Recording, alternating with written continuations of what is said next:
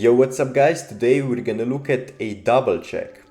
So a double check, as it says here, is a very powerful tactic, and that's because the king has to move. There is no other way of responding to it. So in this case we go knight b6 check by the rook and by the knight.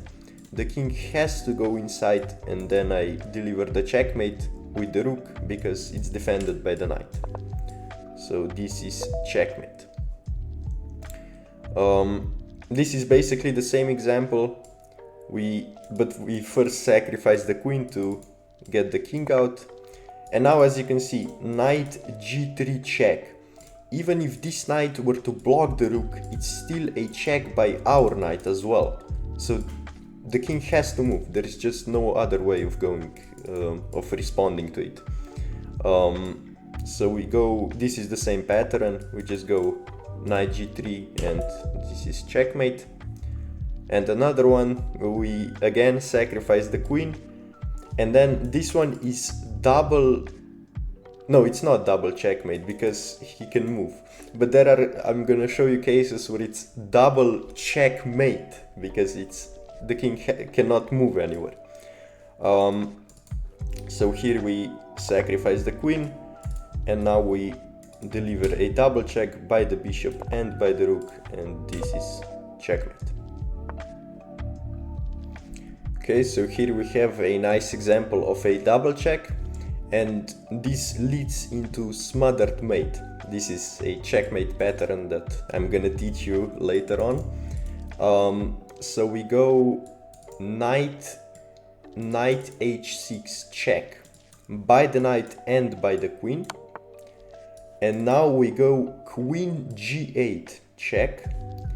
As you can see, there is no other way of dealing with this check other than taking with the rook, and then we deliver the checkmate with the knight. Okay, this one, so the queen is lined up with the king. Now we have two possible double checks. I guess this one is better because it wins the queen. So let's do knight e7 check by the knight and by the queen, and now we just take the queen. Okay, the queen is aligned with the king. If I go rook g7 check, I guess he takes the bishop, but then we go queen h7 checkmate. So check by the queen and by the rook, he has to take the bishop and then mate with the queen.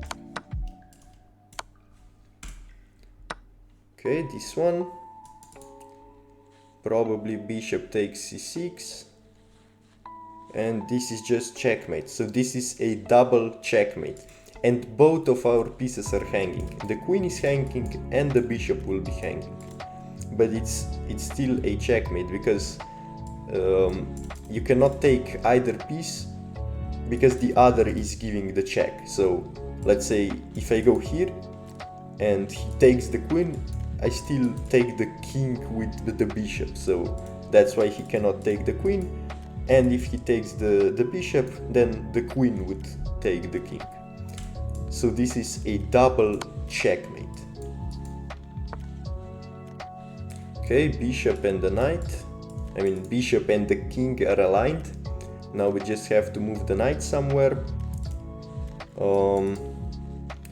Check, he goes here, check, he takes, check, he blocks, and then mate probably. So I go here because I want to take the bishop, and I'm noticing that once the bishop is taken, this square g8 is covered, so I just have to give a check on this file and it will be checkmate, and queen blocks, I just take. So that's why I go knight e7 check. I take the bishop with check, it would be mate, but he can take the bishop. And now we go queen h3 check. The queen has to block, and then this is mate. Okay, another one. So let's see which squares are covered. So the bishop covers these two, so the only logical check is knight f6, checkmate actually, because the rook also covers the file, so this is just a double checkmate by the knight and by the rook. So hopefully you enjoyed the video and see you next time.